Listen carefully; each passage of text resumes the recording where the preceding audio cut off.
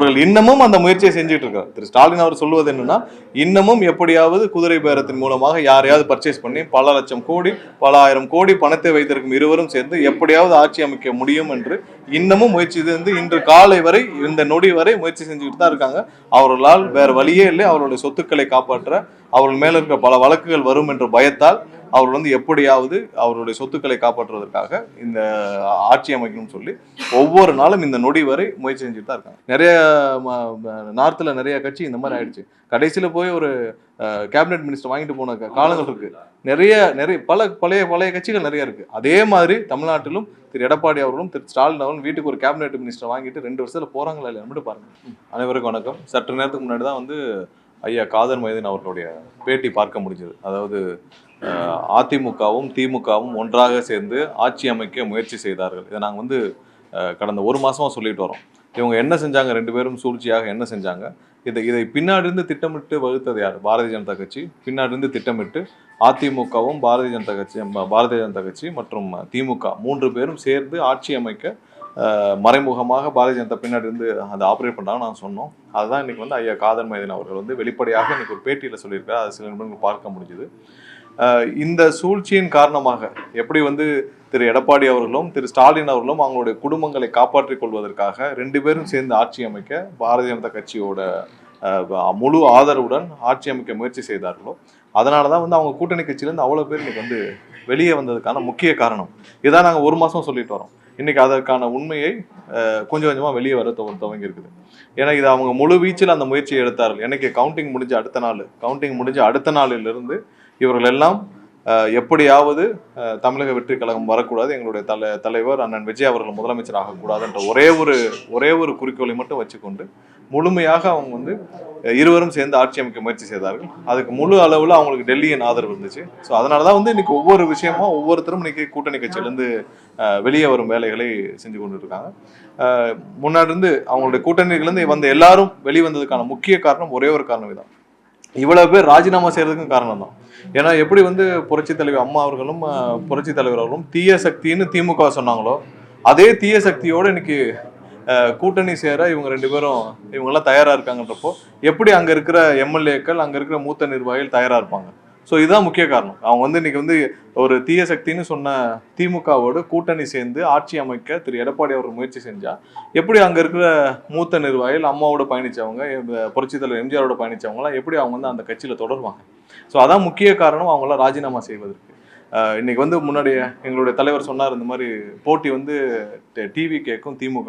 இன்னைக்கு வந்து இவர்கள் செஞ்ச கூத்துல பாத்தீங்கன்னா இன்னைக்கு போட்டி வந்து டிவி கேக்கும் மொத்த தீய சக்தியும் மொத்த உருவமாக எல்லா கட்சியும் ஒன்று சேர்ந்து நிற்கிறாங்க. ஸோ இன்னும் நாங்கள் போன வாரம் நாங்கள் திரும்பவும் சொன்னோம், இன்னும் அந்த முயற்சியை செய்து கொண்டு தான் இருக்கிறார்.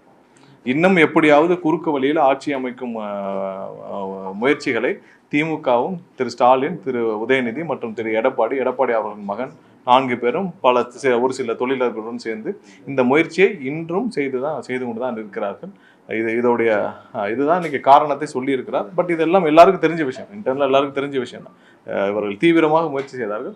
பட் மக்கள் கொடுத்த தீர்ப்புக்கு எதிராக மற்ற கட்சியினர் மற்ற கட்சி அவங்களுடைய கூட்டணி கட்சியினரே தயாராக இல்லை. அதனால இந்த கூட்டணி எங்களுடன் வந்து சேர்ந்து இன்னைக்கு ஆட்சி அமைக்க ஒன்றாக இருந்தால். ஆனால் ஒன்று மட்டும் உறுதி, இவர்கள் செய்த ஒரு விஷயத்தால் இனிமேல் தமிழகத்தில் என்றைக்குமே கூட்டணி ஆட்சி தான் என்பது உறுதியாக இருக்கிறது. ஸோ இந்த விஷயம் வெளியே வந்திருக்கிறது. கண்டிப்பாக தமிழக மக்களும் இதை நன்றாக புரிந்து கொண்டு தெரிந்து கொள்ள வேண்டும். வேற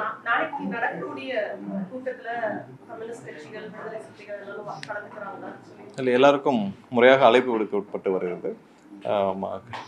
மொத்த எல்லாருக்கும் அவங்களுடைய அப்ரூவலோட நாங்கள் சொல்லுவோம்.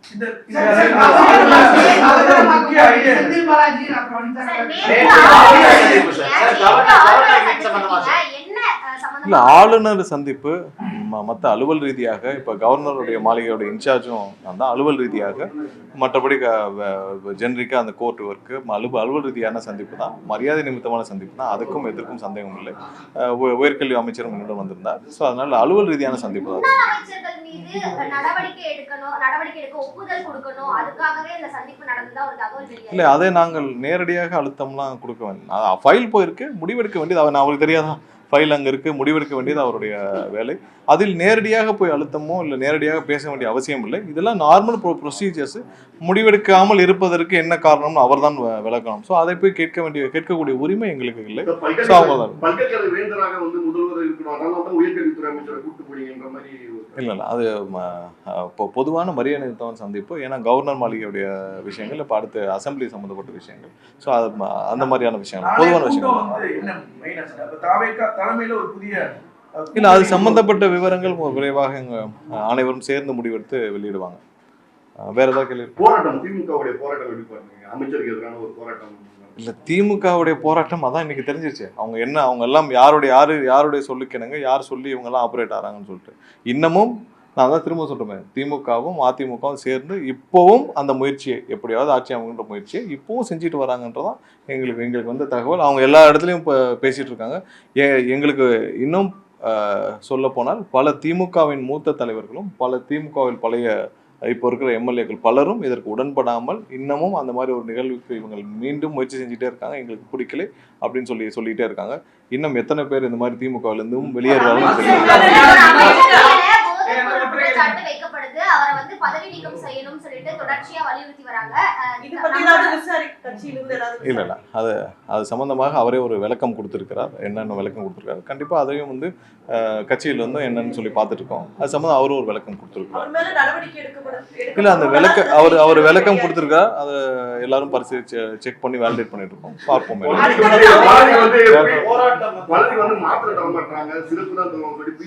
இல்ல இல்ல, அது விமர்சனங்கள் எப்படி வேணாலும் வரலாம். பட் அவர் கொடுத்த விளக்கம், பட் அதையும் வந்து வேலிடேட் பண்ணிட்டு இருக்காங்க. வேலிடேட் பண்ணி என்னன்னு சொல்லிட்டு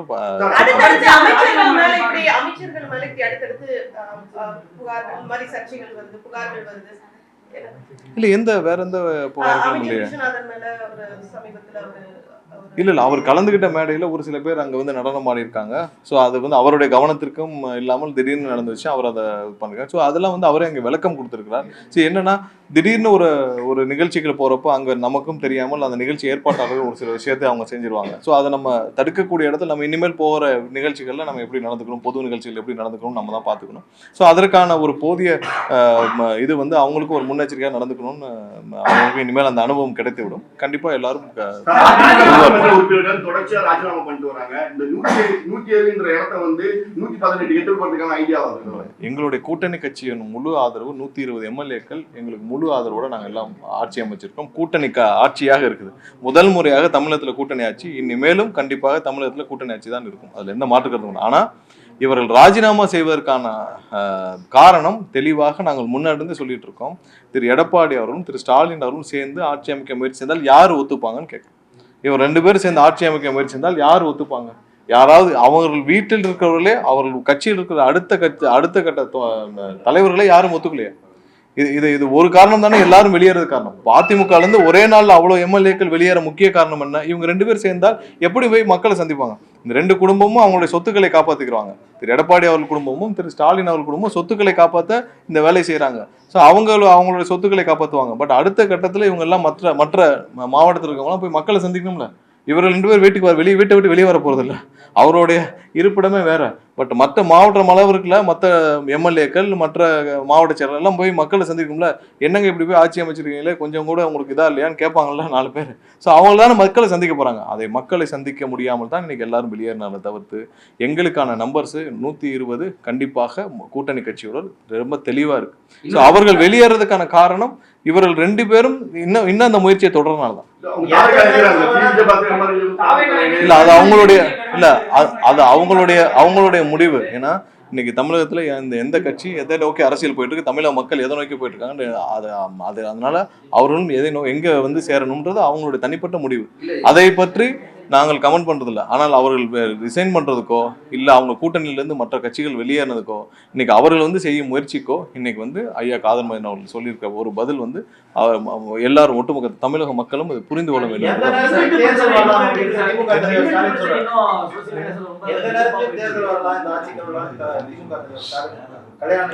அதுதான் சொல்றேன், அவர்கள் இன்னமும் அந்த முயற்சியை செஞ்சுட்டு இருக்காரு. திரு ஸ்டாலின் அவர் சொல்லுவது என்னன்னா, இன்னமும் எப்படியாவது குதிரை பேரத்தின் மூலமாக யாரையாவது பர்ச்சேஸ் பண்ணி பல லட்சம் கோடி பல ஆயிரம் கோடி பணத்தை வைத்திருக்கும் இருவரும் சேர்ந்து எப்படியாவது ஆட்சி அமைக்க முடியும் என்று இன்னமும் முயற்சி இன்று காலை வரை இந்த நொடி வரை முயற்சி செஞ்சுக்கிட்டு தான் இருக்காங்க. அவர்களால் வேற வழியே இல்லை. அவர்களுடைய சொத்துக்களை காப்பாற்ற அவர்கள் மேல இருக்க பல வழக்குகள் வரும் என்ற பயத்தால் அவர் எப்படியாவது அவருடைய சொத்துக்களை காப்பாற்றுவதற்காக இந்த ஆட்சி அமைக்கணும்னு சொல்லி ஒவ்வொரு நாளும் இந்த நொடி வரை முயற்சி செஞ்சுட்டு தான் இருக்காங்க.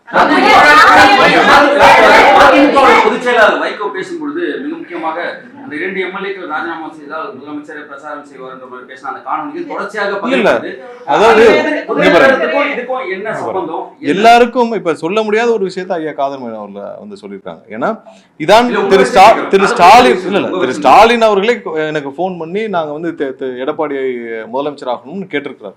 அப்ப இது யாராவது எதிர்பார்த்தீங்களா? இதுதான் நடந்து அதே இல்ல என்னன்னா ஐயா வைகோ அவர்கள் மூத்தவர். ஐயா வைகோ அவர்கள் ரொம்ப மூத்தவர். அவர் என்னைக்கும் பதவிக்காக ஆசைப்பட்டதில்லை. அவருக்கு அமைச்சர் பதவி கிடைச்சப்ப கூட அவர் பதவிக்கு ஆசைப்பட்டதில்லை. அவர் 2004 அவர்களுக்கு கிடைச்ச எம்பி பதவியும் சேர்த்து திரு கலைஞர் அவர்கள் திரு கருணாநிதி அவர்கள் அதையும் சேர்த்து பேரம் பேசி அவங்க கட்சிக்கு மினிஸ்டர் வாங்கிட்டு போயிட்டார். அப்ப இருந்த காங்கிரஸ் ஆட்சியில என்னைக்கும் ஆட்சி அதிகாரத்துக்கோ இல்ல மந்திரிக்கோ இல்ல பெரிய பதவிக்கோ ஆசைப்படாத ஐயா வைகோ போன்றவர்களை இவர்கள் இத்தனை நாள் இதெல்லாம் சேர்த்துதான் இவங்க பதவிக்கு வந்தாங்க. ஆனால் இன்னைக்கு மக்கள் தீர்ப்புக்கு எதிராக திரு ஸ்டாலின் அவர்கள் யோசிக்கும் பொழுது அனைவரும் அவர்களுடன் இருந்து பயணிக்க முடியாமல் வெளியேறாங்க. இதான் முக்கிய காரணம். அவர்கள் என்னைக்கும் ஐயா வைகோ என்னைக்கும் பதவிக்கு வேணாம், பெரிய மினிஸ்ட்ரி வேண்டாம், அவர் முதலமைச்சரே கொடுத்திருந்தாலும் அவருடைய பாதையில் அவர் பயணிக்கக்கூடிய அவர் அதெல்லாம் அவருக்கு இன்னைக்கு முடியாத காரணம் திரு ஸ்டாலின் அவர்கள் இன்றளவும் அவர் அதிமுகவோடு சேர்ந்து பாரதிய ஜனதாவுடைய மறைமுக பாதுகாப்போடு இன்னைக்கு ஆட்சி அமைக்க முயற்சி செய்வதால் தான், அந்த முயற்சி நடப்பதால் தான் யாரும் நியாயமாக நேர்மையாக அரசியல் செய்யும் யாரும் அவருடன் பயணிக்க விரும்ப மாட்டார்கள். அவர் 2004 இவங்க எம்பியும் சேர்த்து திரு கலைஞர் அவர்கள் பேரம் பேசி அவருக்கு எம்பி மினிஸ்டர் வாங்கிட்டு போனார். அதையும் பார்த்து விட்டு பேசாமல் தட்டி கொடுத்துட்டு எங்களுக்கு பதவி வேண்டாம், இது வேண்டாம், அமைச்சர் வேண்டாம், நாங்கள் மக்களுக்கு சேவை செய்தால் மட்டுமே போதும் இருக்கிறவர் ஐயா வைகோ. அவர் என்னைக்கும் பதவிக்கோ பணத்துக்கோ ஆசைப்பட்டது. அவர் வெளியேறதுக்கு முக்கிய காரணம் இவர்கள்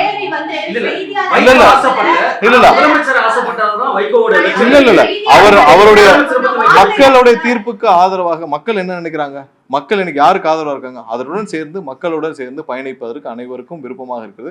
இன்னைக்கு மக்கள் தீர்ப்புக்கு எதிராக செயல்படும் இவர்களோட யாரும் செல்ல விரும்பவில்லை. அதான் முக்கிய காரணம். அதனால யாரும் இந்த மாதிரி முயற்சி செய்யும் கடைசியில் இந்த 2 பேரும் தனித்து நிற்பாங்க. திரு ஸ்டாலினும் குடும்பமும் எடப்பாடி கூட தனித்து நிற்கும். இன்னும் 2 வருஷத்துல பாருங்க 2 பேரும் மொத்தமா கட்சியை பாஜகவோட நினைச்சிட்டு 2 ஆளுக்கு ஒரு மந்திரி சீட்டு வாங்க போறாங்க. ஆளுக்கு ஒரு கேபினெட் மினிஸ்டர் வாங்கிட்டு போனாலும் ஆச்சரியம் இல்லை. ஏன்னா அவங்க மொத்த கட்சியும் இன்னைக்கு காலியாயிருச்சு. மொத்த கட்சியும் இன்னைக்கு யாருமே இல்லை. அப்போ மொத்தமும் இன்னும் 2 வருஷம் கழிச்சு கட்சியை நடத்த முடியாமல் பாதுகாப்பு அவங்களுடைய குடும்பத்திற்கு பாதுகாப்பு இருந்தால் மட்டும் போதும். ஏன்னா நிறைய எக்ஸாம்பிள் இருக்கு. நிறைய நார்த்ல நிறைய கட்சி இந்த மாதிரி ஆயிடுச்சு. கடைசியில போய் ஒரு கேபினெட் மினிஸ்டர் வாங்கிட்டு போன காலங்கள் இருக்கு. நிறைய பழைய கட்சிகள் நிறைய இருக்கு. அதே மாதிரி தமிழ்நாட்டிலும் திரு எடப்பாடி அவர்களும் திரு ஸ்டாலின் அவர்களும் வீட்டுக்கு ஒரு கேபினெட் மினிஸ்டர் வாங்கிட்டு 2 வருஷத்துல போறாங்களா இல்லையா மட்டும் பாருங்க.